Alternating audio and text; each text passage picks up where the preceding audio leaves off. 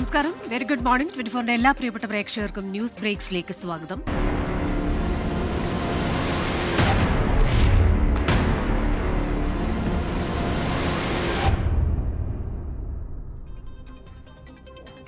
News ബ്രേക്സിൽ വിശദമായ റിപ്പോർട്ടുകളിലേക്കാണ്. വയനാട് പുൽപ്പള്ളി സീതാദേവി ക്ഷേത്രത്തിലെ ഉത്സവത്തിനിടെ ആനയിടഞ്ഞു. പാപ്പാന്മാരായ ഉണ്ണി, രാഹുൽ എന്നിവർക്ക് പരിക്കേറ്റു. സുർജിത്ത് അയ്യപ്പത്താണ് വയനാട്ടിൽ നിന്ന് വിശദാംശങ്ങളുമായി ചേരുന്നത്. Surjit, good morning. ഇന്നലെ രാത്രി നടന്ന സംഭവം, ഇതിൽ 2 പാപ്പാന്മാർക്ക് പരിക്കേറ്റിട്ടുണ്ട്. ഇവരെ ആശുപത്രിയിൽ പ്രവേശിപ്പിച്ചുവെന്നാണ് മനസ്സിലാക്കുന്നത്. ഇവരുടെ ആരോഗ്യനില എങ്ങനെയാണ്? മറ്റു വിവരങ്ങൾ എന്തൊക്കെയാണ്? ക്രിസ്റ്റീന, ഇന്നലെ രാത്രിയാണ് ഇത്തരത്തിലൊരു സംഭവം ഉണ്ടായത്. പുൽപ്പള്ളി സീതാ ലവകുശ ക്ഷേത്രത്തിൽ ഉത്സവം നടക്കുകയാണ്. ഈ ഉത്സവത്തിനിടെയാണ് ആനയടഞ്ഞത്. ഈ നഗരം വലം വയ്ക്കുന്ന ചടങ്ങുണ്ട്. ആ ചടങ്ങിന് ശേഷം തിരികെ എത്തിയതാണ്. തിരികെ ക്ഷേത്ര അങ്കണത്തിൽ എത്തുന്ന ഘട്ടത്തിലാണ് ആന ഇടയുന്ന ഒരു അനുഭവം ഉണ്ടായത്. കൊല്ലത്ത് നിന്ന് എത്തിച്ച ശിവൻ എന്ന ആനയാണ് ഇടഞ്ഞത് എന്നുള്ളതാണ് നമുക്ക് ലഭ്യമാകുന്ന വിവരം. രാത്രി 10 മണിക്ക് ശേഷമാണ് ഇത്തരത്തിലൊരു സംഭവം ഉണ്ടായത്. അപകടത്തിൽ, അതായത് ഈ ആന ഇടഞ്ഞതുമായി ബന്ധപ്പെട്ട് 2 പേർക്ക് പരിക്കേറ്റിട്ടുണ്ട്. ആനയുടെ പാപ്പാന്മാരായിട്ടുള്ള ഉണ്ണി, രാഹുൽ എന്നിവർക്കാണ് പരിക്കേറ്റത്. ഉടൻ തന്നെ ഇവരെ മാനന്തവാടി മെഡിക്കൽ കോളേജിലേക്ക് മാറ്റിയിട്ടുണ്ട്. മറ്റ് വലിയ രീതിയിലുള്ള പ്രശ്നങ്ങൾ ഉണ്ടായിട്ടില്ല. വലിയ അപകടം എന്നുള്ള തരത്തിൽ ഉണ്ടായിട്ടില്ല എന്നുള്ളതാണ് നാട്ടുകാരൊക്കെ പറയുന്നത്. മറ്റ് അവിടെ എത്തിയ വിശ്വാസികൾക്കൊന്നും പരിക്കേൽക്കുകയോ മറ്റു സംഭവങ്ങളൊന്നും ഉണ്ടായില്ല. ആളുകൾ ഉടൻ തന്നെ ചിതറി ഓടുന്ന ഒരു സ്ഥിതി ഉണ്ടായിട്ടുണ്ട്. പക്ഷെ അതിനപ്പുറത്തേക്ക് മറ്റ് അനിഷ്ട സംഭവങ്ങൾ ഉണ്ടായിട്ടില്ല. ആനയെ വേഗത്തിൽ തന്നെ തളയ്ക്കാൻ വേണ്ടി കഴിഞ്ഞിട്ടുമുണ്ട്. ക്രിസ്റ്റീന, സുരത്ത്, ഈ ആനയ്ക്ക് മറ്റ് ചികിത്സകൾ അത്തരത്തിൽ എന്തെങ്കിലും ആവശ്യമുണ്ടെന്ന കാര്യത്തിൽ പരിശോധനകളോ മറ്റോ ഉണ്ടോ? ഇത് ഏത് ഘട്ടത്തിലാണ് ഇത് ഇടഞ്ഞത് എന്നുള്ള കാര്യത്തിൽ ഇനിയും വ്യക്തത വന്നിട്ടില്ല. രാത്രിയിലാണ് ഈ സംഭവം ഉണ്ടായത്. അതായത് ക്ഷേത്രത്തിലെ ചടങ്ങിന് ശേഷം തിരികെ ക്ഷേത്രാങ്കണത്തിലേക്ക് തന്നെ എത്തിയ ഘട്ടത്തിലാണ് ഇത് ഇടഞ്ഞത്. മറ്റ് പ്രശ്നങ്ങൾ ഉണ്ടാക്കിയിട്ടില്ല. ഉടൻ തന്നെ വേഗത്തിൽ തന്നെ തിളയ്ക്കാൻ വേണ്ടി കഴിഞ്ഞിട്ടുണ്ട് എന്നുള്ളത് തന്നെയാണ് നമുക്ക് വ്യക്തമാവുന്ന കാര്യം. 2 പേർക്കാണ് പരിക്കേറ്റുള്ളത്. അനിഷ്ട സംഭവങ്ങൾ, കൂടുതൽ പ്രശ്നങ്ങൾ ഉണ്ടായിട്ടില്ല എന്നുള്ളത് തന്നെയാണ് സ്ഥിരീകരണം. ശരി, എന്തായാലും അത് ആശ്വാസമാണ്. വലിയ അനിഷ്ട സംഭവങ്ങൾ ഉണ്ടായില്ല. പാപ്പാന്മാരുടെ ആരോഗ്യസ്ഥിതിയിൽ വലിയ പ്രശ്നങ്ങളില്ല. സുർജിത്ത് അയ്യപ്പത്താണ് വയനാട്ടിൽ നിന്ന് വിശദാംശങ്ങളുമായി ചേർന്നത്. ഇടുക്കി അടിമാലിയിൽ മണ്ണിടിച്ചിലിൽ മരിച്ച ബിജുവിന്റെ കുടുംബത്തിന് 1 ലക്ഷം രൂപ നൽകി. ജില്ലാ കളക്ടറുടെ നിർദ്ദേശപ്രകാരം ദേശീയപാത അതോറിറ്റിയാണ് പണം നൽകിയത്. ബിജുവിന്റെ കുടുംബത്തിന് സർക്കാർ സഹായം നൽകുന്നതിന് നിയമ തടസ്സമുണ്ടെന്ന് ജില്ലാ കളക്ടർ ദിനേശൻ ചെറുവാട്ട് പറഞ്ഞു. മനുഷ്യനിർമ്മിത ദുരന്തമായതിനാൽ ദുരന്ത നിവാരണ നിയമപ്രകാരം തുക നൽകാനാകില്ല. മകൾക്ക് ജോലി നൽകുന്ന കാര്യം സർക്കാരിന്റെ പരിഗണനയിലുണ്ടെന്നും ജില്ലാ കളക്ടർ അറിയിച്ചു. ധനസഹായം ദേശീയപാത അതോറിറ്റിയുടെ ഭാഗത്ത് നിന്ന് 1 ലക്ഷം രൂപ കൊടുക്കാമെന്നാണ് പറഞ്ഞത്. അത് കൊടുത്തിട്ടുണ്ട്. ഇത് ദേശീയപാത നിർമ്മാണവുമായിട്ട് ബന്ധപ്പെട്ടിട്ടുള്ള ഒരു മാൻമെയ്ഡ് ഡിസാസ്റ്ററാണ്. ഒരു മനുഷ്യനിർമ്മിത ഒരു ദുരന്തം ആയതുകൊണ്ട് അതിൽ നമ്മുടെ ഡിസാസ്റ്റർ മാനേജ്മെന്റ് ആക്ട് പ്രകാരമൊക്കെ നമുക്ക് തുക നൽകുന്നതിന് ഒരു പരിമിതിയുണ്ട്. പക്ഷേ ഗവൺമെന്റ് ഇത് പരിഗണിക്കുമോ എന്നുള്ളതിന്റെ അടിസ്ഥാനത്തിലാണ് ഗവൺമെന്റിലേക്ക് കൊടുത്തിരിക്കുന്നത്. മരിച്ച സന്ധ്യയുടെ മകൾക്ക് ഏതെങ്കിലും സ്ഥാപനത്തിൽ ജോലി കിട്ടുമോ എന്നുള്ള കാര്യം അന്ന് മിനിസ്റ്റർ അടുത്ത് സംസാരിച്ചിട്ടുണ്ടായിരുന്നു. അത് ടേക്കപ്പ് ചെയ്യുന്നുണ്ടെന്ന് എനിക്ക് തോന്നുന്നു. ഹെൽത്ത് മിനിസ്റ്ററൊക്കെ ടേക്കപ്പ് ചെയ്യുന്നുണ്ടെന്നുള്ള, ആ കുട്ടി നഴ്സിംഗിന് പഠിക്കുന്നതാണ്. എനിക്കൊന്ന് റിപ്പോർട്ടിൽ പറഞ്ഞിട്ടുണ്ട് ഈ 1 ലക്ഷം രൂപയും ഈ ഒരു ജോലി സംബന്ധമായ കാര്യങ്ങൾ. ആ കുട്ടി കോഴ്സ് കഴിഞ്ഞിട്ടില്ല. കോഴ്സ് കഴിഞ്ഞ മുറക്കേ അത് പരിഗണിക്കാൻ പറ്റുള്ളൂ. അങ്ങനെ സർക്കാർ. രാഹുൽ വിജയനാണ് വാർത്തയുടെ വിശദാംശങ്ങളുമായി ഇടുക്കിയിൽ നിന്ന് ചേരുന്നത്. Rahul, very good morning. ഇപ്പോൾ കഴിഞ്ഞ ആഴ്ച സന്ധ്യ ചില അവലാതികൾ ഉന്നയിച്ചിരുന്നു. ഈ പണം കിട്ടുന്നതിൽ ഒരു കാലതാമസമുണ്ട്, ഒപ്പം തന്നെ മകളുടെ വിദ്യാഭ്യാസ കാര്യങ്ങൾ സർക്കാർ ഏറ്റെടുക്കാം എന്ന് പറഞ്ഞിരുന്നു. അതിൽ ഒരു സമയ വൈകലുണ്ടാകുന്നുണ്ട് എന്നൊക്കെ പറഞ്ഞിരുന്നു. അപ്പോൾ ഒരു കാര്യത്തിന് പരിഹാരമായി, പക്ഷേ ചില നിയമപ്രശ്നങ്ങൾ കൂടി കളക്ടർ ചൂണ്ടിക്കാട്ടുന്നുണ്ടല്ലോ. തീർച്ചയായിട്ടും ഏറ്റവും പ്രധാനപ്പെട്ട കാര്യം സർക്കാർ നൽകാമെന്ന് പറഞ്ഞ 1 ലക്ഷം രൂപ, സന്ധ്യയുടെ മകളുടെ പഠന ചെലവിന് വേണ്ടി നൽകാമെന്ന് പറഞ്ഞ തുക ഇന്നലെ അവരുടെ അക്കൗണ്ടിലേക്ക് ക്രെഡിറ്റ് ആയിട്ടുണ്ട് എന്നുള്ളതാണ്. അത് നമ്മുടെ വാർത്ത വന്നതിന് ശേഷമാണ് എന്നുള്ളത് ഏറ്റവും സന്തോഷകരമായ കാര്യം. അതിനപ്പുറത്തേക്ക് ആ കുടുംബത്തിന് കിട്ടേണ്ട, അതുപോലെ തന്നെ ഈ മണ്ണിടിച്ചിലിൽ കൂടുതൽ നഷ്ടങ്ങളുണ്ടായ കുടുംബങ്ങൾക്ക് കിട്ടേണ്ട നഷ്ടപരിഹാരം നൽകുന്നതിൽ ഇപ്പോഴും ഒരു തീരുമാനമായിട്ടില്ല. ദേശീയപാത അതോറിറ്റിയാണ് അതിൽ തീരുമാനം എടുക്കേണ്ടത്. അത് മാത്രമല്ല, ഇൻഷുറൻസിൽ ഉൾപ്പെടുത്തി അവർക്ക് നഷ്ടപരിഹാരം നൽകാമെന്ന് ഏറ്റിരുന്നതും ദേശീയപാത അതോറിറ്റിയാണ്. അതിൽ അവർ കാലതാമസം വരുത്തിയിരിക്കുകയാണ്. കളക്ടറുടെ നിർദ്ദേശം അടിയന്തരമായി ഈ തുക അവർക്ക് കൈമാറണമെന്നുള്ളതാണ്. പക്ഷേ ദേശീയപാത അതോറിറ്റിയുടെ ഭാഗത്തു നിന്നൊരു കാലതാമസം നേരിടുന്നു എന്ന് കളക്ടർ തന്നെ പറയുന്നുണ്ട്. എന്തായാലും അവർക്ക് ശക്തമായിട്ടുള്ള നിർദ്ദേശം കൊടുത്തിട്ടുണ്ട് എന്നുള്ളതാണ് കളക്ടറുടെ ഭാഗത്തു നിന്ന് കിട്ടുന്ന മറുപടി. അതിനപ്പുറത്തേക്ക് സർക്കാർ സഹായം ലഭ്യമാക്കുന്നതിൽ ചില തടസ്സങ്ങൾ നിലനിൽക്കുന്നു എന്നുള്ളതാണ്. അതായത് മനുഷ്യനിർമ്മിത ദുരന്തമായതുകൊണ്ട് തന്നെ ദുരന്ത നിവാരണ നിയമപ്രകാരം അവർക്ക് ഏതെങ്കിലും വിധത്തിൽ നഷ്ടപരിഹാരം നൽകാൻ കഴിയില്ല. അതിനപ്പുറത്തേക്ക് കൂടുതൽ തുക നഷ്ടപരിഹാരം കിട്ടുന്നതിന് വേണ്ടിയാണ് ദേശീയപാത അതോറിറ്റിയോട് അതിന്റെ കഷ്ടനഷ്ടങ്ങൾ വഹിക്കണമെന്നുള്ള നിർദ്ദേശം സർക്കാരിന്റെ ഭാഗത്തു നിന്ന് ഉണ്ടാവുകയും ചെയ്തിട്ടുള്ളത്. ഈ ബിജുവിന്റെ അതുപോലെ തന്നെ സന്ധ്യയുടെയും മകൾക്ക് ഇപ്പോൾ പഠിച്ചുകൊണ്ടിരിക്കുകയാണ്. പഠനത്തിന് ശേഷം ജോലി ഉൾപ്പെടെ നൽകുന്ന കാര്യത്തിലും സർക്കാരിന്റെ ഭാഗത്തു നിന്ന് ചിലപ്പോൾ തീരുമാനമുണ്ടാകും.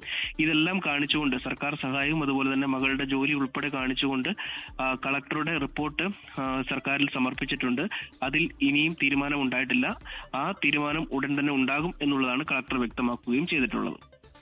ശരി, ഇടുക്കിയിൽ നിന്ന് രാഹുൽ വിജയനാണ് വിശദാംശങ്ങളുമായി ചേർന്നത്. ഇനി ഈ വാർത്താദിനത്തിലെ സമഗ്രമായ വിവരങ്ങളുമായി 24-ന്റെ പ്രതിനിധികൾ പ്രേക്ഷകർക്കൊപ്പം വിവിധ മേഖലകളിൽ നിന്ന് ചേരുകയാണ്. തിരുവനന്തപുരത്ത് നിന്ന് മനീഷ് മഹിബാൽ, കോഴിക്കോട് നിന്ന് സമീർ സി മുഹമ്മദ്, കൊച്ചിയിൽ നിന്ന് റാഫി കരീം എന്നിവർ അല്പസമയത്തിനകം പ്രേക്ഷകർക്കൊപ്പം ചേരും. നമ്മൾ ആദ്യം പോകുന്നത് തിരുവനന്തപുരത്തേക്കാണ്. തെക്കൻ കേരളത്തിലെ ഏറ്റവും പ്രധാനപ്പെട്ട വാർത്തകളുമായി മനീഷ് മഹിബാലുണ്ട്.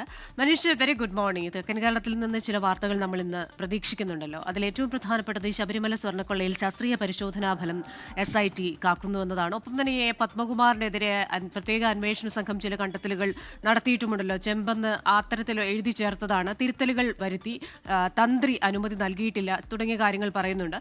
മറ്റൊരു വാർത്ത, കേരള സർവകലാശാലയിലെ ഡോളർ കൈമാറ്റ വിവാദത്തിൽ പോലീസ് അന്വേഷണം ആവശ്യപ്പെട്ടിരിക്കുകയാണല്ലോ VC doctor Mohan Kunnummal. Good morning Christina. ഏറ്റവും പ്രധാനപ്പെട്ട വാർത്ത ശബരിമലയിലെ SITയുടെ നീക്കം തന്നെയാണ്. നാളെ ശാസ്ത്രീയ പരിശോധനാ ഫലം പുറത്തു വരുമ്പോൾ നേരത്തെ SITയുടെ അന്വേഷണത്തിൽ ബെല്ലാരിയിലെ വ്യാപാരി ഗോവർദ്ധന്റെ കൈവശം നിന്ന് കണ്ടെത്തിയിട്ടുള്ള സ്വർണം, അത് ശബരിമലയിലെ സന്നിധാനത്ത് നിന്നും ഈ സ്വർണം പൂശി എന്ന രീതിയിൽ കൊണ്ടുപോയി അത് പിന്നീട് രാസമാറ്റം നടത്തി അതിൽ നിന്നും മാറ്റിയെടുത്തതാണെന്ന് തെളിയിക്കാൻ SITക്ക് കഴിയും. അത് ശബരിമല സ്വർണ്ണമാണെന്ന് സ്ഥിരീകരിക്കാൻ നാളെ കഴിയും. അങ്ങനെയാണെങ്കിൽ നിലവിൽ 10 പ്രതികളെ ഈ കേസിൽ SIT പിടികൂടിയിട്ടുണ്ട്. പക്ഷേ ഒരു തരി സ്വർണം പോലും വീണ്ടെടുക്കാൻ ഈ 3 മാസത്തിനിടെ അന്വേഷണത്തിനിടെ അന്വേഷണ സംഘത്തിന് കഴിഞ്ഞിട്ടില്ല. അങ്ങനെയെങ്കിൽ ആ സ്വർണം ശബരിമലയിലാണെന്ന് സ്ഥിരീകരിച്ചാൽ സ്വർണം വീണ്ടെടുക്കുന്നതിൻ്റെ ആദ്യ പടിയായി മാറുമെന്ന നിർണായക നീക്കം SITയുടെ നീക്കമായി മാറും. കാരണം ശബരിമലയിലെ ഈ കേസുമായി ബന്ധപ്പെട്ട് പ്രതികളെ പിടികൂടുക എന്നത് മാത്രമല്ല, സ്വർണം വീണ്ടെടുക്കുക എന്നതും SITയുടെ ദൗത്യം കൂടിയാണ്. ഇന്ന് പത്മകുമാറിൻ്റെ ജാമ്യാപേക്ഷ കൂടി ഇന്ന് കൊല്ലം വിജിലൻസ് കോടതി പരിഗണിക്കുന്നുണ്ട്. കഴിഞ്ഞ ദിവസമാണ് കോടതിയിൽ ഗുരുതരമായ പരാമർശങ്ങൾ വന്നത്. എല്ലാം പത്മകുമാറിൻ്റെ അറിവോട് കൂടിയാണെന്ന്, പത്മകുമാറാണ് ഒത്താശ ചെയ്തതെന്നും, ഒപ്പം തന്നെ ഈ കേസിലെ പ്രധാനപ്പെട്ട പ്രതി ഉണ്ണികൃഷ്ണൻ പോറ്റിയും പങ്കജ് ഭണ്ഡാരിയും ഗോവർദ്ധനും ഒക്കെ തന്നെ ഗൂഢാലോചന നടത്തിയെന്ന നിർണായകമായ വിവരം ഹൈക്കോടതിയിൽ SIT കൈമാറുകയും ചെയ്തിട്ടുള്ളത്. ഇനി രണ്ടാമത്തെ പ്രധാന വാർത്ത കേരള സർവകലാശാലയിലെ ഡോളർ കൈമാറ്റ വിവാദമാണ്. അത് ലാറ്റിൻ അമേരിക്കൻ പഠന ഗവേഷണ കേന്ദ്രത്തിൽ നടന്ന ഓൺലൈൻ പ്രഭാഷണത്തിൽ കൊടുക്കേണ്ട തുകയ്ക്ക് പകരം കൊടുത്തത് 17 ലക്ഷം രൂപയാണ്. അത് ഡോളറായാണ് കൊടുത്തത്. അത്രയും രൂപ കൊടുക്കേണ്ടതില്ല. അതായത് കേവലം 20,000 രൂപ കൊടുക്കേണ്ട സ്ഥാനത്താണ് 17 ലക്ഷം രൂപ കൊടുത്തത്. അത് SBIയുടെ ഭാഗത്തു നിന്ന്, അതായത് കേരള യൂണിവേഴ്സിറ്റിയിലെ സാമ്പത്തിക ഇടപാടുകൾ നടത്തുന്ന SBIയുടെ ഭാഗത്തുനിന്നുണ്ടായ വീഴ്ചയാണെന്ന് കണ്ടെത്തിയിട്ടുണ്ടെങ്കിൽ കൂടി 3 വർഷമായിട്ട് എന്തുകൊണ്ട് ഈ ഒരു പണം വീണ്ടെടുക്കാനുള്ള നടപടികൾ ഉണ്ടായില്ല? ഇതിനെതിരെ നിലവിൽ Kerala university save university forum vigilance അന്വേഷിക്കണം ആവശ്യപ്പെട്ടുകൊണ്ട് പരാതി നൽകിയിട്ടുണ്ട്. ഗവർണർ കഴിഞ്ഞ ദിവസമാണ് ഇതിൻ്റെ രേഖകളെല്ലാം പോലീസിന് കൈമാറണം, DGPക്ക് കൈമാറണമെന്ന ആവശ്യം രജിസ്ട്രാർക്ക് മുന്നോട്ട് വെച്ചത്. കഴിഞ്ഞ ദിവസം ഇതുമായിട്ട് ബന്ധപ്പെട്ട ഭരണ നിർവഹണത്തിലെ ഉദ്യോഗസ്ഥരുമായി ഗവർണർ കൂടിക്കാഴ്ച നടത്തിയിരുന്നു. അതിൻ്റെ ഭാഗമായി ചില ദുരൂഹതകൾ നിലനിൽക്കുന്നുവെന്ന് കണ്ടെത്തിയതിൻ്റെ അടിസ്ഥാനത്തിലാണ് ഇത് ഒരു കേസായി പരിഗണിക്കണമെന്നും FIR രജിസ്റ്റർ ചെയ്യണമെന്നും ഇതിൽ അന്വേഷണം ആവശ്യപ്പെട്ടുകൊണ്ട് കഴിഞ്ഞ ദിവസം വൈസ് ചാൻസലർ മോഹനൻ കുന്നുമ്മൽ DGPയെ സമീപിച്ചത്. എന്താണെങ്കിലും അടുത്ത ദിവസം അതുമായി ബന്ധപ്പെട്ട കേസ് ഉണ്ടാവുമോ എന്നും അന്വേഷണം ഉണ്ടാവുമോ എന്നും അറിയാൻ സാധിക്കും. ക്രിസ്റ്റീന. ശരി, മനീഷ് മഹിബാലാണ് വാർത്തയുടെ വിശദാംശങ്ങളുമായി തിരുവനന്തപുരത്ത് നിന്ന് ചേർന്നത്.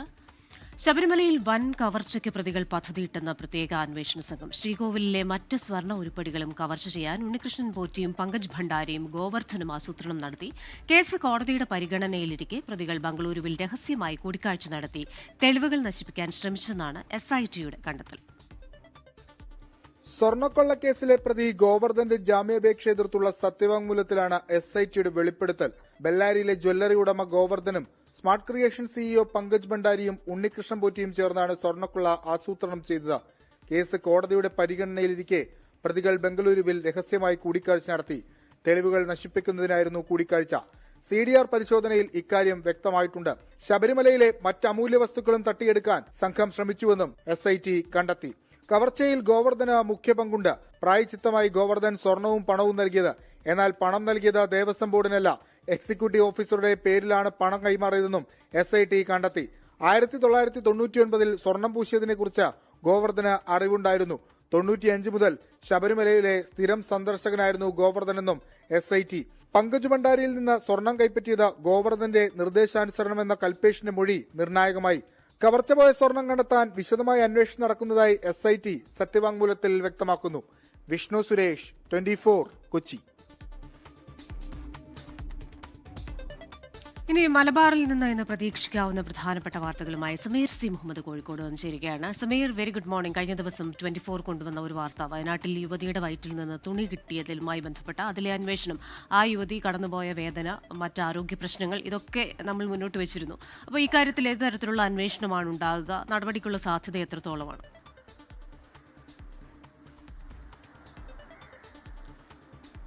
വെരി ഗുഡ് മോർണിംഗ് ക്രിസ്റ്റീന സൂചിപ്പിച്ചതുപോലെ 24 ന്യൂസ് പുറത്തു കൊണ്ടുവന്ന ആ വാർത്തയിലാണ് വലിയ ഒരു ഇടപെടൽ ഉണ്ടായിരിക്കുന്നത്. കഴിഞ്ഞ ഒക്ടോബറിലായിരുന്നു വയനാട് മാനന്തവാടി സ്വദേശിയായിട്ടുള്ള പാണ്ടിക്കടവ് സ്വദേശിയായിട്ടുള്ള യുവതി മെഡിക്കൽ കോളേജിൽ വെച്ച് പ്രസവിച്ചത്. അതിനുശേഷം അവർക്ക് നിരന്തരം വയറുവേദന അനുഭവപ്പെട്ടിരുന്നു. അതുമായി ബന്ധപ്പെട്ട് അവർ ചികിത്സ തേടിയെങ്കിലും അവരെ സ്കാനിങ്ങിന് വിധേയമാക്കാനോ തുടർ നടപടികളിലേക്കോ ഒന്നും തന്നെ ആശുപത്രി അധികൃതർ മുന്നോട്ട് പോയില്ല. ഇതിനിടയിലാണ് പിന്നീട് ശക്തമായിട്ടുള്ള വയറുവേദന അനുഭവപ്പെടുകയും അതിനൊടുവിൽ അവർ പിന്നീട് സ്കാനിങ്ങിന് വിധേയമാവുകയും ചെയ്തു. ആ വേളയിലാണ് വയറ്റിൽ തുണി കുടുങ്ങിയതായി കണ്ടെത്തിയത്. ഇതുമായി ബന്ധപ്പെട്ടാണ് ഗുരുതരമായിട്ടുള്ള വീഴ്ച ആരോഗ്യവകുപ്പിന് ഉണ്ടായി എന്നുള്ള ഒരു പ്രാഥമിക വിലയിരുത്തൽ വന്നത്. അതോടൊപ്പം തന്നെ ഇതുമായി ബന്ധപ്പെട്ട് ഗൈനക്കോളജി ഡോക്ടറുടെ ഭാഗത്തു നിന്നുള്ള ഗുരുതരമായിട്ടുള്ള വീഴ്ചയാണ് എന്ന് ചൂണ്ടിക്കാട്ടിക്കൊണ്ട് ഈ കുടുംബം പരാതി നൽകുകയും ചെയ്തിരുന്നു. ആ പരാതിയിലാണ് മന്ത്രി OR കേളു ഇടപെട്ടിരിക്കുന്നത്. ഇതേ തുടർന്നാണ് മാനന്തവാടി മെഡിക്കൽ കോളേജിലെ സൂപ്രണ്ടിനോട് വിഷയം അന്വേഷിക്കാനുള്ള നിർദ്ദേശം നൽകിയിരിക്കുന്നത്. ഒരു വിദഗ്ധ സമിതിയായിരിക്കും ഈ അന്വേഷണം നടത്തുക. അതിനുള്ള ഒരു സമിതിയെ വൈകാതെ തന്നെ തീരുമാനിക്കും. ആരോഗ്യവകുപ്പിലെ ഉന്നത ഉദ്യോഗസ്ഥർ ഉൾപ്പെടുന്നതായിരിക്കും ഈ സമിതി. അവരുടെ അന്വേഷണമാണ് ഉണ്ടാവുക. അതിനകത്ത് ആശുപത്രി അധികൃതർക്ക് വീഴ്ച ഉണ്ടായിട്ടുണ്ടോ എന്ന് കണ്ടെത്തുകയാണെങ്കിൽ കർശനമായിട്ടുള്ള നടപടി ഉണ്ടാകും എന്നാണ് നമുക്ക് മനസ്സിലാക്കാനാവുന്നത്. ഏതായാലും 24 ന്യൂസ് പുറത്തു കൊണ്ടുവന്ന ആ വാർത്തയിൽ ആരോഗ്യവകുപ്പിന്റെ ഇടപെടൽ ഉണ്ടായിരിക്കുന്നു. അതുമായി ബന്ധപ്പെട്ട് പ്രത്യേക അന്വേഷണം നടത്താനുള്ള ഒരു നിർദ്ദേശമാണ് ഇപ്പോൾ ഉണ്ടായിരിക്കുന്നത്. ക്രിസ്റ്റീന. സമീർ സി മുഹമ്മദാണ് വിശദാംശങ്ങളുമായി ചേർന്നത്. ഇനി നമ്മൾ മധ്യകേരളത്തിലെ വാർത്തകളിലേക്കാണ് പോകുന്നത്. റാഫി കരീമുണ്ട് കൊച്ചിയിൽ നിന്ന്. Rafi, good morning. കഴിഞ്ഞ ദിവസം അന്തരിച്ച മുൻ മന്ത്രിയും മുസ്ലിം ലീഗ് നേതാവുമായ VK ഇബ്രാഹിം കുഞ്ഞിന്റെ സംസ്കാരം ഇന്ന് 10:30 നടക്കുകയാണ്. കഴിഞ്ഞ ദിവസം വിവിധ മേഖലകളിൽ നിന്ന് സംസ്ഥാനത്തിന്റെ വിവിധ മേഖലകളിൽ നിന്ന് കൊച്ചിയിലേക്ക് നിരവധി പേരാണ് അദ്ദേഹത്തിന് ആദരാഞ്ജലി അർപ്പിക്കുന്നതിനായി എത്തിയത്. വളരെ സൗമ്യനായ, ജനങ്ങളുടെ ആവശ്യം ഒക്കെ നടപ്പാക്കുന്ന ജനകീയനായ ഒരു നേതാവായിരുന്നു. അതുമായി ബന്ധപ്പെട്ട വിശദാംശങ്ങൾ. ഒപ്പം തന്നെ രാഹുൽ മാങ്കൂട്ടത്തിന്റെ മുൻകൂർ ജാമ്യാപേക്ഷ ഹൈക്കോടതി പരിഗണിക്കുന്നു. തന്നെയും കക്ഷി ചേർക്കണമെന്ന് പരാതിക്കാരി പറഞ്ഞിട്ടുണ്ട്. ഇതടക്കം എന്തൊക്കെ വാർത്തകളാണ് നമ്മൾ മധ്യകേരളത്തിൽ നിന്ന് പ്രതീക്ഷിക്കുന്നത്? Good morning. മധ്യകേരളത്തിൽ ഏറ്റവും പ്രധാനപ്പെട്ടതായി ഉള്ളത് മുസ്ലിം ലീഗ് നേതാവും മുൻ മന്ത്രിയുമായ VK ഇബ്രാഹിം കുഞ്ഞിൻ്റെ സംസ്കാര ചടങ്ങുകൾ ഇന്ന് നടക്കുമെന്നുള്ളതാണ്. ഇന്നലെ 3 മണിയോടുകൂടിയായിരുന്നു എറണാകുളത്തെ VPS ലക്ഷോർ ആശുപത്രിയിൽ വെച്ച് അദ്ദേഹത്തിൻ്റെ അന്ത്യം സംഭവിക്കുന്നത്. പിന്നീട് ഇന്നലെ നടന്ന പൊതുദർശനങ്ങളിൽ വലിയ ജനപങ്കാളിത്തമുണ്ടായിരുന്നു. രാഷ്ട്രീയ സാമൂഹിക മേഖലകളിൽ നിന്ന് പല ആളുകളും കൊച്ചിയിലേക്ക് എത്തി അദ്ദേഹത്തിൻ്റെ മൃതശരീരത്തിൽ അന്തിമോപചാരം അർപ്പിച്ചു. ഇന്നലെ മന്ത്രി P രാജീവ് അടക്കമുള്ളവർ കളമശ്ശേരിയിലെത്തി അന്തിമോപചാരം അർപ്പിച്ചു. പ്രതിപക്ഷ നേതാവ് VD സതീശൻ അദ്ദേഹത്തിൻ്റെ അടുത്തെത്തി അന്തിമോപചാരം അർപ്പിച്ചു. ഒപ്പം തന്നെ രമേശ് ചെന്നിത്തല അടക്കമുള്ള ആളുകൾ ഇന്നലെ തന്നെ എത്തിയിരുന്നു. ഒപ്പം തന്നെ ഇതിൻ്റെ സംസ്കാര ചടങ്ങുകൾ ഇന്നാണ് നിശ്ചയിച്ചിരിക്കുന്നത്. സംസ്കാര ചടങ്ങുകൾ ഇന്ന് 10:30 ആലുവ ആലങ്ങാട് ജുമാ മസ്ജിദിൽ വെച്ചാണ് നിശ്ചയിച്ചിരിക്കുന്നത്. ഒപ്പം തന്നെ രാവിലെ 7 മണി മുതൽ 9 മണി വരെ അദ്ദേഹത്തിൻ്റെ ആലുവയിലെ വസതിയിൽ പൊതുദർശനവും സജ്ജീകരിച്ചിട്ടുണ്ട്. ആലുവയിൽ KPCC പ്രസിഡന്റ് അടക്കമുള്ള ആളുകൾ ഇന്ന് 7:15 കൂടി ആലുവയിൽ അദ്ദേഹത്തിൻ്റെ വസതിയിലെത്തി അന്തിമോപചാരം അർപ്പിക്കും എന്നുള്ളതാണ് നിലവിൽ അറിയിച്ചിരിക്കുന്നത്. എന്തായാലും മധ്യ കേരളത്തിൽ മുസ്ലിം ലീഗിൻ്റെ സൗമ്യനായ ജനകീയ മുഖമാണ് ഇപ്പോൾ നഷ്ടമാകുന്നത്. VK ഇബ്രാഹിമിനെ കുറിച്ച് പറയുകയാണെങ്കിൽ വ്യവസായ മന്ത്രിയായിരുന്ന കാലഘട്ടത്തും ഒപ്പം തന്നെ അദ്ദേഹം പൊതുമരാമത്ത് വകുപ്പ് മന്ത്രിയായിരുന്ന കാലഘട്ടത്തിലും വലിയ വികസന പ്രവർത്തനങ്ങൾ നാടിന് വേണ്ടി നടത്തിയൊരു വ്യക്തിയാണ്. ഒപ്പം തന്നെ പ്രതിസന്ധി ഘട്ടങ്ങളിൽ ആ മന്ത്രിസ്ഥാനങ്ങൾ ഏറ്റെടുക്കുമ്പോൾ അത് വളരെ വിജയിപ്പിക്കുന്ന രീതിയിൽ മുന്നോട്ട് കൊണ്ടുപോയി അതിൽ വളരെ വലിയ വിജയം സ്വന്തമാക്കിയ പദ്ധതികൾ നടപ്പാക്കിക്കൊണ്ട് മുന്നോട്ട് പോയൊരു വ്യക്തിയെ കൂടിയാണ് ഇന്ന് രാഷ്ട്രീയ കേരളത്തിന് നഷ്ടമാകുന്നത്. ഇനി മധ്യ കേരളത്തിൽ മറ്റു വാർത്തകളിലേക്ക് വന്നാൽ പ്രധാനപ്പെട്ടതായുള്ളത് രാഹുൽ മാങ്കൂട്ടത്തിൻ്റെ ജാമ്യ ഹർജി തന്നെയാണ്. രാഹുൽ മാങ്കൂട്ടത്തിൻ്റെ ജാമ്യ ഹർജി ഇന്ന് ഹൈക്കോടതി പരിഗണിക്കുകയാണ്. ഈ ഹർജി ഹൈക്കോടതി പരിഗണിക്കുമ്പോൾ തന്നെ ഈ ഹർജിയിൽ തന്നെ കൂടി കക്ഷിയാക്കണമെന്ന് ആവശ്യപ്പെട്ടുകൊണ്ട് ഈ പരാതിക്കാരി കോടതിയെ സമീപിച്ചിട്ടുണ്ട്. ഈ രാഹുൽ മാങ്കൂട്ടത്തിലുമായി ബന്ധപ്പെട്ട വിഷയങ്ങളിൽ തൻ്റെ ഭാഗം കൂടി കേട്ടതിന് ശേഷം വേണം ജാമ്യ ഹർജിയിൽ ഏതെങ്കിലും തരത്തിൽ തീരുമാനമുണ്ടാകുന്നതിന് എന്നുള്ളതാണ് പരാതിക്കാരി ഹർജിയിൽ പറഞ്ഞിരിക്കുന്നത്. എന്തായാലും രാഹുൽ മാങ്കൂട്ടത്തിൻ്റെ ഹർജി പരിഗണിക്കുമ്പോൾ അത് വളരെ നിർണായകമാണ്. കാരണം ഒരു നിയമസഭാ തെരഞ്ഞെടുപ്പ് അടുത്തുനിന്നിരിക്കെ മുൻകൂർ ജാമ്യവുമായി ബന്ധപ്പെട്ട് രാഹുൽ മാങ്കൂട്ടത്തിൽ നൽകിയ ഹർജി ഹൈക്കോടതിയിലാണ്. ഇതിൽ ഏത് തരത്തിലുള്ള തീരുമാനമുണ്ടായാൽ പോലും അത് സർക്കാരിനും ഒപ്പം തന്നെ രാഹുലിനും വലിയ തിരിച്ചടിയായി മാറുന്ന രീതിയിലേക്ക് മാറും. അതുകൊണ്ട് തന്നെ ഈ രാഹുൽ മാങ്കൂട്ടത്തിലെ ഹർജിയിലെ ഹൈക്കോടതി തീരുമാനം ഏറെ നിർണായകമാണ്. നിലവിൽ നോട്ട് ടു അറസ്റ്റാണ് ഹൈക്കോടതി ഈ വിഷയത്തിൽ നൽകിയിരിക്കുന്നത്. ഓക്കെ, റാഫി കരീമാണ് മധ്യകേരളത്തിൽ നിന്ന് നമ്മൾ പ്രതീക്ഷിക്കുന്ന വാർത്തകളുമായി പ്രേക്ഷകർക്കൊപ്പം ചേർന്നത്. ISROയുടെ അഭിമാനമായ PSLV പുതിയ ദൌത്യത്തിന് ഈ മാസം 12-ന് ശ്രീഹരിക്കോട്ട സതീഷ് ധവാൻ സ്പേസ് സെന്ററിൽ നിന്നാണ് വിക്ഷേപണം. ഭൗമ നിരീക്ഷണ ഉപഗ്രഹമായ അന്വേഷ ഉൾപ്പെടെ 19 പേലോഡുകളെയും വഹിച്ചാണ് PSLV C-62 കുതിച്ചുയരുക.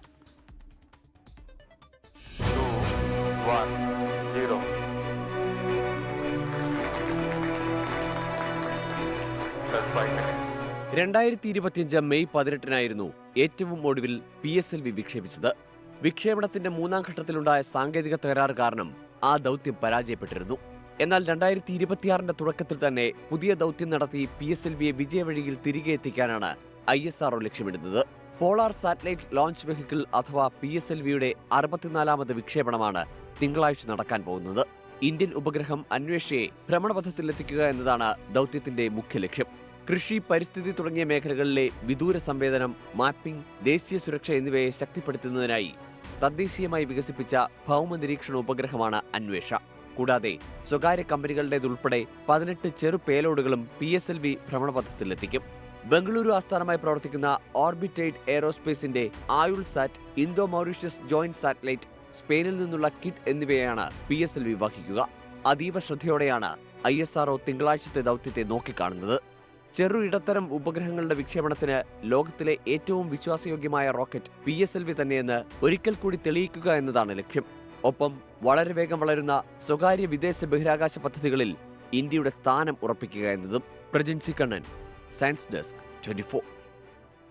രാജ്യത്തെ തെരുവുനായ പ്രശ്നത്തിൽ സുപ്രീംകോടതി സ്വമേധയാ എടുത്ത കേസ് ഇന്ന് വീണ്ടും പരിഗണിക്കും. ജസ്റ്റിസ് വിക്രംനാഥ് അധ്യക്ഷനായ 3-അംഗ ബെഞ്ചാണ് കേസ് പരിഗണിക്കുന്നത്. നായ്ക്കളെ പിടികൂടി മാറ്റുന്നതിനും അന്തിമകരണത്തിനും സ്വീകരിച്ച നടപടികൾ വിശദീകരിക്കാൻ സംസ്ഥാനങ്ങളോട് സുപ്രീംകോടതി നിർദ്ദേശിച്ചിരുന്നു. സംസ്ഥാനങ്ങളുടെ മറുപടി സുപ്രീംകോടതി ഇന്ന് പരിശോധിക്കും. കോടതി ഉത്തരവ് നടപ്പാക്കുന്നതിലെ പ്രായോഗിക ബുദ്ധിമുട്ടുകൾ കേരളം അറിയിച്ചിട്ടുണ്ട്. തെരുവുനായ്ക്കളെ പാർപ്പിക്കുന്നതിന് സ്ഥലം കണ്ടെത്താൻ വെല്ലുവിളി നേരിടുന്നുവെന്നും സംരക്ഷണ കേന്ദ്രങ്ങൾ തുടങ്ങുന്നതിനെതിരെ നാട്ടുകാരുടെ പ്രതിഷേധമുണ്ടെന്നുമാണ് ചീഫ് സെക്രട്ടറി നൽകിയ സത്യവാങ്മൂലത്തിൽ പറയുന്നത്.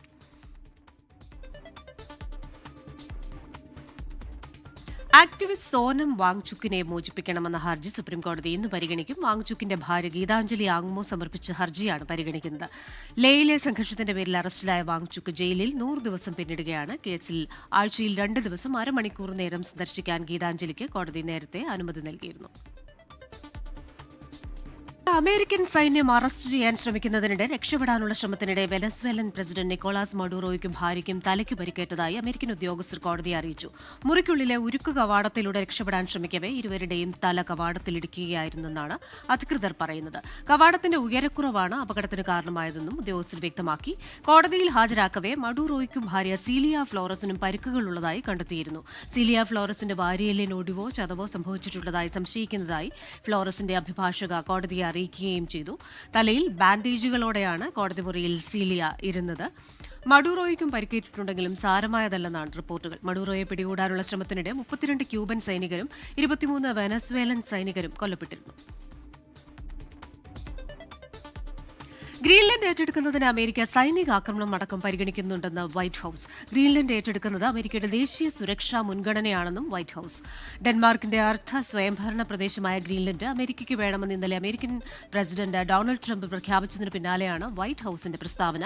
വെനസ്വേലയിലെ ഇടക്കാല സർക്കാർ 30 മുതൽ 50 ദശലക്ഷം ബാരൽ ഉയർന്ന നിലവാരമുള്ള എണ്ണ അമേരിക്കയ്ക്ക് കൈമാറാൻ തയ്യാറാണെന്ന് അറിയിച്ചതായ ട്രംപ് ഇത് വിപണി വിലയ്ക്ക് വിൽക്കുമെന്നും വെനസ്വേലയിലെയും അമേരിക്കയിലെയും ജനതയുടെ ക്ഷേമത്തിനായി പണം ഉപയോഗിക്കുമെന്നും ട്രംപ്. പദ്ധതി നടപ്പിലാക്കാൻ ഊർജ്ജ സെക്രട്ടറിയെ ചുമതലപ്പെടുത്തിയതായി ട്രംപ് സമൂഹമാധ്യമത്തിൽ. ഇന്ത്യ കൂടുതൽ തീരുവകൾ നൽകുന്നതിനാൽ പ്രധാനമന്ത്രി നരേന്ദ്രമോദിക്ക് തന്നോട് സന്തോഷമില്ലെന്ന് അമേരിക്കൻ പ്രസിഡന്റ് ഡൊണാൾഡ് ട്രംപ്. റഷ്യയിൽ നിന്നും എണ്ണ വാങ്ങുന്നത് ഇന്ത്യ ഗണ്യമായി കുറച്ചെന്നും ട്രംപ്. ഇന്ത്യ അമേരിക്കയിൽ നിന്ന് ഓർഡർ ചെയ്ത 65 അപ്പാഷെ ഹെലികോപ്റ്ററുകൾക്കായി 5 വർഷങ്ങളായി കാത്തിരിക്കുകയാണെന്നും ഉടനെ തന്നെ ഇക്കാര്യത്തിൽ തീരുമാനമെടുക്കുമെന്നും ട്രംപ് വ്യക്തമാക്കി. പ്രധാനമന്ത്രി മോദി ഇക്കാര്യം തന്നോട് സംസാരിച്ചെന്നും ട്രംപ് അവകാശപ്പെട്ടു. ഹൌസ് EOP മെമ്പർ റിട്രീറ്റിൽ സംസാരിക്കുകയായിരുന്നു Trump. I mean, I had India coming to me, sir, I've been waiting 5 years. We're changing it. India ordered 68 Apaches, and Prime Minister Modi came to see me. Sir, may I see you, please? Yes, I have a very good relationship with him. He's not that happy with me because, you know, they're paying a lot of tariffs now because they're not doing the oil, but they are. They've now reduced it very substantially, as you know, from Russia. We're getting rich because of tariffs, by the way. I hope everyone understands that. Russia Ukraine സമാധാന കരാർ സാധ്യമാകുന്ന പക്ഷം ബ്രിട്ടനും ഫ്രാൻസും തങ്ങളുടെ സൈന്യത്തെ യുക്രൈനിലേക്ക് അയക്കുമെന്ന് ഇന്നലെ നടന്ന പാരീസ് ചർച്ചകൾക്ക് ശേഷം ബ്രിട്ടീഷ് പ്രധാനമന്ത്രി കെയർ സ്റ്റാമർ വ്യക്തമാക്കി. വെടിനിർത്തലിന് ശേഷം ഇരു രാജ്യങ്ങളും യുക്രൈനിലുടനീളം സൈനിക കേന്ദ്രങ്ങൾ സ്ഥാപിക്കുമെന്നും യുക്രൈന്റെ ആയുധങ്ങൾക്ക് സംരക്ഷിത കേന്ദ്രങ്ങൾ നിർമ്മിക്കുമെന്നും സ്റ്റാമർ പറഞ്ഞു. തീരുമാനം വലിയ ചുവടുവയ്പ്പെന്ന് യുക്രൈൻ പ്രസിഡന്റ് വൊളോദിമിർ സെലൻസ്കി. നീക്കം നാഴികക്കല്ലെന്ന് അമേരിക്കൻ പ്രതിനിധി ജെറാഡ് കഷ്ണർ. യുക്രൈനുള്ള സുരക്ഷാ ഗ്യാരണ്ടികളെപ്പറ്റി ചർച്ച ചെയ്യുന്നതിനായി സന്നദ്ധരുടെ സഖ്യത്തിന്റെ ചർച്ച പാരീസിൽ ചേർന്നതിനു ശേഷമാണ് പ്രഖ്യാപനം. 30-ലധികം യൂറോപ്യൻ രാജ്യങ്ങൾ ചർച്ചയിൽ പങ്കെടുത്തു. ശബരിമലയിൽ തീർത്ഥാടകരുടെ തിരക്ക് തുടരുകയാണ്. ഇന്നലെ 1 ലക്ഷത്തിലധികം ഭക്തരാണ് ദർശനം നടത്തിയത്. മകരവിളക്ക് പ്രമാണിച്ച് വരും ദിവസങ്ങളിലും തിരക്ക് വർദ്ധിക്കും. പമ്പയിലും നിലയ്ക്കലിലും തീർത്ഥാടകർക്കുള്ള നിയന്ത്രണങ്ങൾ തുടരുകയാണ്. ഇന്നലെ നടപ്പന്തലും കടന്ന് ശരംകുത്തിയിലേക്കും ശബരി പീഠത്തിലേക്കും അയ്യപ്പന്മാരുടെ നിര നീണ്ടു. സന്നിധാനത്ത് തിരക്ക് കുറയുന്നതിനനുസരിച്ച് മാത്രമേ പമ്പയിൽ നിന്നും നിലയ്ക്കലിൽ നിന്നും അയ്യപ്പ ഭക്തരെ മല കയറാൻ ഇനി അനുവദിക്കൂ. ഈ മാസം 14-നാണ് മകരവിളക്ക് നടക്കുന്നത്. മുണ്ടക്കൈ ചൂരൽമല ഉരുൾപൊട്ടൽ ദുരന്തബാധിതരായ 14 കുടുംബങ്ങൾക്ക് കൂടി തണലൊരുങ്ങി. തമിഴ്നാട് ജമാഅത്തുൽ ഉലമ സഭ നിർമ്മിച്ച വീടുകളുടെ താക്കോൽ ദാനം നടന്നു. നെല്ലിമാളത്ത് നടന്ന ചടങ്ങിൽ ജമാഅത്തുൽ ഉലമ സഭ പ്രസിഡന്റ് ഖാജ മുഈനുദ്ദീൻ ബാഖവിയാണ് താക്കോൽ കൈമാറിയത്. കുടുംബങ്ങൾക്കുള്ള രേഖകൾ ടി സിദ്ദിഖ് MLA കൈമാറി. മേപ്പാടി നെല്ലിമാളത്താണ് 14 കുടുംബങ്ങൾക്ക് അഭയമൊരുങ്ങിയത്. 6 സെന്റ് സ്ഥലത്ത് 850 സ്ക്വയർ ഫീറ്റുള്ള വീടുകളാണ് നിർമ്മിച്ച് കൈമാറിയത്. സ്ഥലമടക്കം ഒരു വീടിന് 25 ലക്ഷം രൂപ ചെലവ് വന്നു. ജമാഅത്തുൽ ഉലമ പ്രസിഡന്റ് ഖാജ മുഈനുദ്ദീൻ ബാഖവി ഉദ്ഘാടനം ചെയ്തു. அந்த இழந்த மக்களுக்காக தமிழ்நாடு ஜமாஅத்துல் உலமா சபை இந்த காக்காவில் என்கின்ற பக்கத்திலே சுமார் 1.5 ஏக்கர் நிலம் வாங்கி 14 வீடுகள் கட்டி அதில் ஒரு சமுதாய கூடமும் கட்டியிருக்கிறார்கள். ഉരുൾപൊട്ടൽ ദുരന്തം നേരിട്ട് അനുഭവിച്ചവരും പല കാരണങ്ങളാൽ സർക്കാരിന്റെ ലിസ്റ്റിൽ ഉൾപ്പെടാത്തവരുമാണ് ഗുണഭോക്താക്കൾ. ഏതാണ്ട് ഈ മേപ്പാടി പഞ്ചായത്തിലെ നെല്ലിമാളത്ത് 1.5 ഏക്കർ ഭൂമി വാങ്ങി റോഡ് വെട്ടി റോഡ് നിർമ്മിച്ചു. 6 സെന്റ് ഭൂമിയും 850 സ്ക്വയർ ഫീറ്റ് വീടുമാണ് ഓരോ കുടുംബത്തിനും രജിസ്റ്റർ നൽകുന്നത്. ഏതാണ്ട് 4 കോടി രൂപയോളം അവർ സേവനം ചെയ്യുന്ന പള്ളികളിൽ നിന്ന് കളക്ട് ചെയ്താണ് ഈ പദ്ധതികളൊക്കെ അവർ ചെയ്തത്. സമസ്ത വയനാട് കോർഡിനേഷൻ കമ്മിറ്റിയുടെ മേൽനോട്ടത്തിലാണ് പ്രവർത്തനങ്ങൾ ക്രോഡീകരിച്ചത്. 2024 നവംബർ 6-നായിരുന്നു വീടുകളുടെ നിർമ്മാണത്തിന് തുടക്കമിട്ടത്. T Siddique MLA, Jamaathul Ulama Sabha general secretary doctor Anwar Badusha Ulavi, Samastha ജില്ലാ general secretary S Muhammad Darimi, ഗ്രാമപഞ്ചായത്ത് പ്രസിഡന്റ് റംല ഹംസ ഉൾപ്പെടെ നിരവധി പേർ ചടങ്ങിൽ പങ്കെടുത്തു. 24 വയനാട്. പകുതി വിലയ്ക്ക് സാധനങ്ങൾ വാങ്ങാൻ അവസരമൊരുക്കി Thiruvananthapuram Lulu mall. End of season സെയിലിന്റെ ഭാഗമായി കോട്ടയം ലുലു മാളിലും വമ്പിച്ച ഓഫറുകൾ ഒരുക്കിയിട്ടുണ്ട്. വ്യാഴാഴ്ച മുതൽ ഞായറാഴ്ച വരെയാണ് offer sale. Lulu hyper market, fashion store, connect അടക്കമുള്ള ലുലുവിന്റെ എല്ലാ ഷോപ്പുകളിലും ഓഫറുകളോടെ പർച്ചേസ് സാധ്യമാണ്. 200-ലേറെ ബ്രാൻഡുകളുടെ 3000-ഓളം ഉൽപ്പന്നങ്ങൾ പകുതി വിലയ്ക്ക് വാങ്ങാം. രാവിലെ 9 മുതൽ പുലർച്ചെ 2 മണി വരെയാണ് ഷോപ്പിംഗ് സമയം. കൊട്ടിയത്തെ ലുലു ഡെയിലിയിലും ഉൽപ്പന്നങ്ങൾ പകുതി വിലയ്ക്ക് വാങ്ങാം. ഷോപ്പിംഗും സെലിബ്രേഷനും ഫൺ ആക്ടിവിറ്റീസും ഒരുപോലെ ആസ്വദിക്കാൻ കഴിയുന്ന വിധത്തിലാണ് എൻഡ് ഓഫ് സീസൺ സെയിൽ സജ്ജീകരിച്ചിരിക്കുന്നതെന്ന് ലുലു അധികൃതർ വ്യക്തമാക്കി.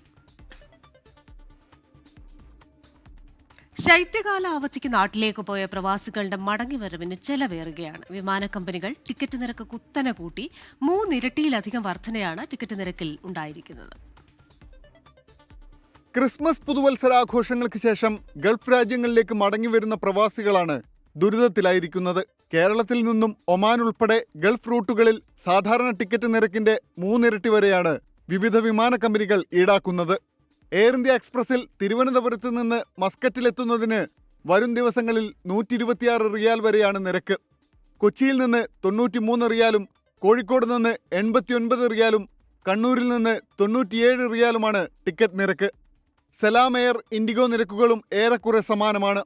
ഒമാൻ എയറിൽ നിരക്ക് ഇതിലും മുകളിലാണ്. കേരള സെക്ടറുകളിൽ നിന്ന് Abu Dhabi, Dubai, Jeddah, Riyadh, Dammam, Bahrain, Kuwait, Qatar സെക്ടറുകളിലും ടിക്കറ്റ് നിരക്ക് കൂടുതലാണ്. അവധി ആഘോഷിക്കാൻ കുടുംബത്തോടൊപ്പം നാട്ടിലെത്തിയ നിരവധി പ്രവാസികളുടെ മടക്കയാത്രയാണ് ഇതോടെ പ്രതിസന്ധിയിലായിരിക്കുന്നത്. ശൈത്യകാല ഷെഡ്യൂളിൽ കേരളത്തിൽ നിന്ന് ഒമാനിലേക്കടക്കം ഗൾഫ് നാടുകളിലേക്ക് സർവീസുകളുടെ എണ്ണം വെട്ടിക്കുറച്ചിരുന്നു. സീറ്റുകൾ കുറഞ്ഞതും യാത്രക്കാരുടെ എണ്ണം കൂടിയതും ടിക്കറ്റ് നിരക്ക് ഉയരാനിടയാക്കി. കണക്ഷൻ വിമാനങ്ങളിലും സ്ഥിതി സമാനമാണ്.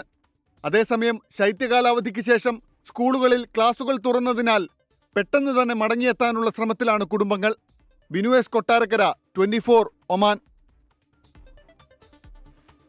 സോഷ്യൽ മീഡിയ ഇൻഫ്ലുവൻസറായ മലയാളി യുവതിയുടെ ചിത്രങ്ങൾ അശ്ലീല ക്യാപ്ഷൻ ചേർത്ത് പ്രചരിപ്പിച്ച കണ്ണൂർ സ്വദേശി അജ്മാൻ പിടിയിൽ. കണ്ണൂർ മട്ടന്നൂർ സ്വദേശിയുടെ ചിത്രങ്ങളാണ് ഇയാൾ പോസ്റ്റ് ചെയ്തത്. ഷാർജയിലെ യാബ് ലീഗൽ സർവീസസിന്റെ സഹായത്തോടെയാണ് യുവതി പരാതി നൽകിയിരിക്കുന്നത്. ഷാർജയിലെ ഒരു പ്രമുഖ കമ്പനിയിൽ ജോലി ചെയ്യുന്ന കണ്ണൂർ സ്വദേശിക്കാണ് മലയാളിയിൽ നിന്ന് ദുരനുഭവം നേരിടേണ്ടി വന്നത്. ഇവർ സർക്കാർ ലൈസൻസോടെ സാമൂഹ്യ മാധ്യമ മാർക്കറ്റിംഗ് നടത്തുന്നുണ്ട്. സോഷ്യൽ മീഡിയയിൽ പങ്കുവച്ച ചിത്രങ്ങൾ സ്ക്രീൻഷോട്ട് എടുത്താണ് കണ്ണൂർ സ്വദേശിയായ യുവാവ് അശ്ലീല ക്യാപ്ഷനോടുകൂടി പോസ്റ്റ് ചെയ്തത്. 2 മസാജ് സെന്ററുകളുടെ സാമൂഹ്യ മാധ്യമ പ്ലാറ്റ്ഫോമുകളിലാണ് യുവതിയുടെ ചിത്രങ്ങൾ പങ്കുവച്ചത്. പോസ്റ്റ് പ്രത്യക്ഷപ്പെട്ടതോടെ നിരവധി ആളുകൾ യുവതിയെ വിളിച്ചു. പിന്നാലെ യുവതി നിയമ നടപടിയിലേക്ക് നീങ്ങി. ഷാർജയിലെ യാബ് ലീഗൽ സർവീസിന്റെ സഹായത്തിൽ അജ്മാൻ പ്രോസിക്യൂഷൻ മുഖേന അജ്മാൻ പോലീസ് സ്റ്റേഷനിൽ കേസ് രജിസ്റ്റർ ചെയ്യുകയായിരുന്നു. പ്രതിയെ അജ്മാൻ പോലീസ് അറസ്റ്റ് ചെയ്തു. സാമൂഹിക മാധ്യമങ്ങളിലൂടെയുള്ള അധിക്ഷേപങ്ങൾക്കെതിരെ UAEയിൽ നിയമം ശക്തമാണ്. ഫേസ്ബുക്ക്, ഇൻസ്റ്റഗ്രാം, ടിക്ടോക്ക്, വാട്സപ്പ് തുടങ്ങിയ സാമൂഹ്യ മാധ്യമങ്ങളിലൂടെ വ്യക്തിഹത്യ, ഭീഷണി തുടങ്ങിയ കുറ്റങ്ങൾ ചെയ്താൽ 1.5 ലക്ഷം ദിർഹം മുതൽ 5 ലക്ഷം ദിർഹം വരെ പിഴയും ജയിൽ ശിക്ഷയും ലഭിക്കും. 24 ദുബായ്. അബുദാബിയിൽ ആർട്ടിഫിഷ്യൽ ഇന്റലിജൻസ് ഉപയോഗിച്ചുള്ള സ്മാർട്ട് പാർക്കിംഗ് സംവിധാനം നിലവിൽ വന്നു. 15 ഇടങ്ങളിലാണ് നിലവിൽ AI പാർക്കിംഗ് ഒരുക്കിയിരിക്കുന്നത്. അബുദാബിയിലെ പ്രധാന വ്യാവസായിക മേഖലയായ മുസഫയിൽ ഇനി മുതൽ പൊതു പാർക്കിംഗിന് പണമടയ്ക്കണം. പാർക്കോണിക് മവാക്കിഫ് എന്ന AI പാർക്കിംഗ് സംവിധാനമാണ് അബുദാബിയിൽ പ്രാവർത്തികമാകുന്നത്. വാഹനങ്ങൾ പാർക്കിംഗിൽ പ്രവേശിക്കുമ്പോഴും പുറത്തിറങ്ങുമ്പോഴും നമ്പർ ഓട്ടോമാറ്റിക്കായി രേഖപ്പെടുത്തും. കൃത്യമായ സമയം കണക്കാക്കി സാലിക് അല്ലെങ്കിൽ മവാഫിക് ബാലൻസിൽ നിന്ന് പാർക്കിംഗ് ഫീ ഈടാക്കുന്നതാണ് പുതിയ രീതി. പേപ്പർ ടിക്കറ്റ് എടുക്കുകയോ നീണ്ട ക്യൂവിൽ നിൽക്കുകയോ വേണ്ട എന്നതാണ് പ്രത്യേകത. Sheikh Zayed festival, medical city, Dalma mall, gas mall, Reem park തുടങ്ങി 15 ഇടങ്ങളിലാണ് AI പാർക്കിംഗ് ഒരുക്കിയിരിക്കുന്നത്. ഈ സംവിധാനം കൂടുതൽ കേന്ദ്രങ്ങളിലേക്ക് വിപുലീകരിക്കുന്നതോടെ ഷോപ്പിംഗ് മാളുകൾ, ആശുപത്രികൾ, വിനോദസഞ്ചാര കേന്ദ്രങ്ങൾ എന്നിവിടങ്ങളിലെ പാർക്കിംഗ് സുഗമമാകും. അബുദാബിയിലെ പ്രധാന വ്യാവസായിക മേഖലയായ മുസഫയിൽ ഇനി മുതൽ പൊതു പാർക്കിങ്ങിന് പണമടയ്ക്കണം. ഈ മാസം 12 മുതൽ പെയ്ഡ് പാർക്കിംഗ് പ്രാബല്യത്തിൽ വരുമെന്ന് അധികൃതർ അറിയിച്ചു. 24 ദുബായ്. ന്യൂസ് ബ്രേക്സ് പൂർണ്ണമാവുകയാണ്.